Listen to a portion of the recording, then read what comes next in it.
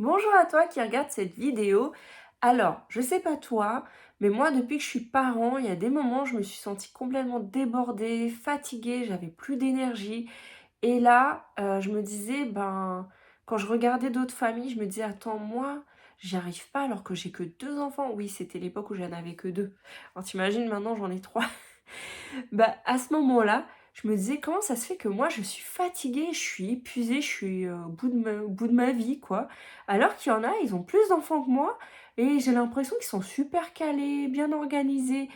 Bah, écoute, moi, à ce moment-là, j'avais pas leur secret. Je sais que je vivais des difficultés aussi, donc ma situation était pas forcément, la même. Non pas qu'ils n'avaient pas de difficultés, mais en tout cas, la période dans laquelle j'étais, c'était vraiment j'avais beaucoup de choses, voilà, qui faisaient que j'étais épuisée. C'était pas que le fait d'avoir des enfants, et puis, il y a aussi le fait que, pour moi, prendre du temps pour moi, à ce moment-là, ça me paraît inconcevable. Je voyais pas quand, comment, je voyais pas, pourquoi?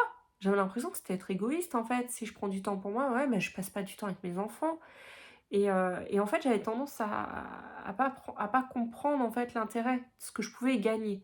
Donc dans cette vidéo, moi, je vais te partager, en fait, ce que tu vas y gagner, mais surtout comment le faire. La première chose, c'est que si tu ne sais pas pourquoi c'est important de prendre du temps pour toi ou de t'organiser, tu vas pas le faire. Donc pour moi, j'ai vraiment envie déjà de te dire ça. Comprends le but. Qu'est-ce que ça va t'apporter? Qu'est-ce que ça va te permettre de t'organiser? Qu'est-ce que ça va t'apporter de prendre du temps pour toi? Eh bien, si tu as vraiment envie de prendre du temps pour toi, dans les autres vidéos, on a pu voir comment définir ses priorités, on a pu voir comment identifier ce qui est essentiel ou pas, et maintenant, on va voir comment faire. Premièrement, si tu ne le fais pas, personne ne le fera pour toi. Si toi-même tu t'organises pas, personne va le faire pour toi. Si toi-même tu ne prends pas ce temps pour toi, personne ne le fera pour toi. Et tu es humain, humaine, tu as de l'énergie. Non, tu as de l'énergie. Tu peut-être plus d'énergie et tu en as besoin pour faire tout ce que tu fais. En fait, moi, je serais vraiment d'avis de mettre sur les CV que on est parent. Parce que quand tu es parent, tu gères quand même un sacré truc, quoi. C'est comme une entreprise, hein. Tu gères, les membres de l'entreprise, le CODIR, tu fais des comités, tu gères le budget, tu gères les dépenses, tu gères les sorties, les tu organises des meetings, tu organises des trucs, je sais pas, tu organises tout un truc, tu organises les menus, tu organises, les courses, tu organises, tu gères les conflits, hein, tu gères les conflits entre les membres de ta famille, tu gères, enfin tout un tas de choses qui méritent quand même d'avoir un sacré dose d'énergie, puis de soi-même de s'y sentir bien. Parce qu'en fait, c'est là aussi où, a priori, si tu as voulu avoir une famille, c'est parce que tu as pensé que ça pouvait aussi te nourrir, te faire du bien. Donc et je pense que tu as plein, plein de choses, bonnes à donner. Donc voilà, moi je t'encourage vraiment à le faire. Et puis je pense aussi que si tu avais un ami, une amie qui venait te dire qu'il est épuisé, débordé, bah, c'est le premier conseil que tu lui donnerais, c'est de prendre du temps pour lui, de souffler, de se reposer. Donc bah, c'est valable pour toi aussi, on est bien d'accord. Ensuite, voilà, maintenant je vais te partager, maintenant que ça c'est dit, hein, je vais te partager mes astuces. La première, je t'encourage à visualiser ta semaine idéale. Pourquoi? Parce que très souvent, on sait ce qu'on veut pas, on sait très clairement identifier ce qui ne va pas, mais on ne sait pas ce qu'on veut. Si tu visualises ta semaine idéale, ce serait quoi pour toi les horaires de travail que tu voudrais? Ce serait quoi pour toi, enfin, l'heure à laquelle tu partirais, l'heure à laquelle tu rentrerais? Si, imagine, je sais, ah, ça te paraît inconcevable, mais imagine que ta personne qui te met une réunion à 19h.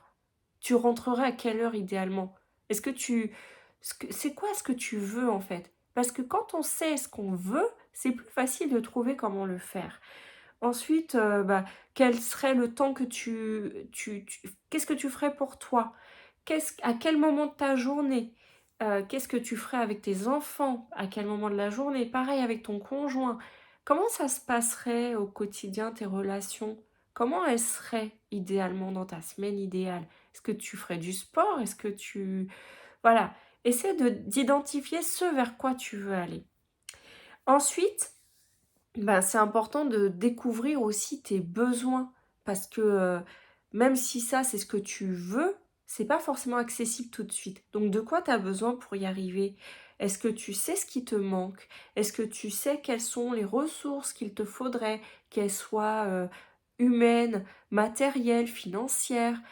Est-ce que tu sais, bah, ce qui t'empêche d'y arriver actuellement, en fait? Est-ce que c'est le manque d'énergie? Est-ce que c'est le manque de moyens? Est-ce que c'est le manque de finances? Et qu'est-ce que tu ferais de différent par rapport à aujourd'hui? Voilà, je te pose vraiment beaucoup de questions, mais mon but, c'est de te faire avancer dans ces vidéos, c'est de te faire, voilà, c'est pas forcément de te donner toutes les réponses parce que moi, je connais pas ta vie. Moi, mon but, c'est de te faire avancer vraiment pour toi, pour ta situation, en fait. Même si là, je suis pas en coaching avec toi, je me dis que quel que soit, où à qui enfin, qui regarde cette vidéo, moi, ce que je veux, c'est que ça te parle à toi et ensuite, ma troisième astuce, donc après avoir, du coup, imaginé ta semaine idéale, identifié tes besoins, je t'invite à les partager aux gens qui t'entourent, les gens qui sont, clairement impliqués dans la réalisation, de tes projets avec, ton conjoint, tes enfants, tes collègues au bureau, ta hiérarchie. Franchement, si tu as des semaines à rallonge tout le temps, bah, il faut bien que tu en parles avec eux, même si, ça te paraît impossible. Mais moi, je t'encourage à voir justement de quelle manière vous pouvez vous organiser pour que ça se fasse autrement, parce que tu vas pas tenir sur le long terme. Ensuite, à la maison, si tu as l'impression que tu as une charge mentale énorme, à un moment donné, plutôt que lancer des critiques à tout va, bah, je t'avoue que ça je pense que ça serait plus facile de t'écouter si tu te poses, que tu partages. Tu as l'impression d'être débordé, que tu es épuisé, puis que c'est pas ce que tu as envie de vivre au quotidien et que tu as vraiment envie que tout le monde, se sente bien chez toi, bah, partage-le, dis-leur et ensemble, trouvez comment vous pouvez faire. Faites un brainstorming, notez toutes vos idées. Les enfants, ils en ont plein. C'est sûr, c'est peut-être pas eux qui vont te faire une organisation de fou à la maison, mais peut-être qu'ils peuvent t'aider ou te donner des idées tout simplement. Bah, ton conjoint, ta conjointe, c'est pareil. Et puis si t'es séparé, bah, c'est pareil, ça vaut le coup de communiquer. Moi, je sais que c'est pas facile, mais ça vaut le coup. Alors, je t'encourage à vraiment voir si tu as besoin de quelque chose, d'en parler.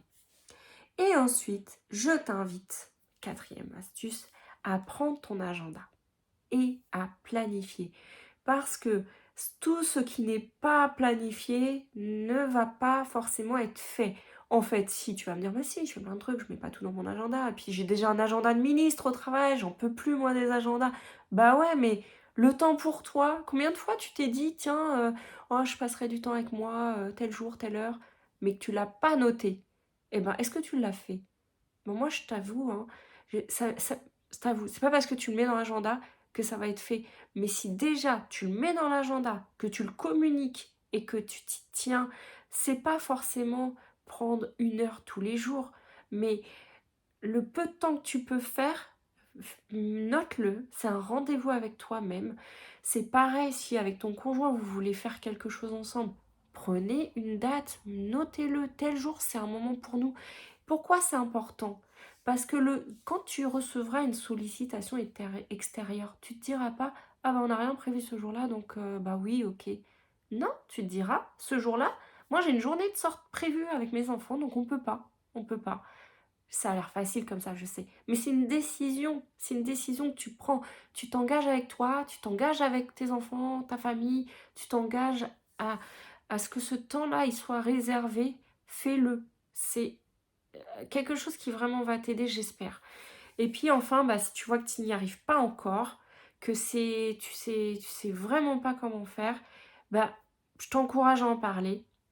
Vraiment, si tu sais ce que tu voudrais, mais que tu n'arrives pas à te mettre en action, essaye la technique des petits pas. Commence par une petite chose. Essaye de pas de tout révolutionner d'un coup. Ça serait super si tu voulais tout changer, claquement de doigts, mais c'est pas toujours possible. Donc commence par une petite chose et puis, tu verras, une petite chose en emmène une autre. En tout cas, je te partagerai, même, des changements personnels que moi j'ai réussi à faire, dans une autre vidéo parce que là, ça fait déjà 10 minutes. Mais, en tout cas, voilà, l'aventure continue, continue à suivre ces vidéos. J'espère qu'elles t'encouragent et si oui, partage-les, écris-moi en commentaire, prends un appel avec moi, fais ce que tu veux, mais fais quelque chose. Voilà, je te souhaite une bonne action et je te dis à très bientôt.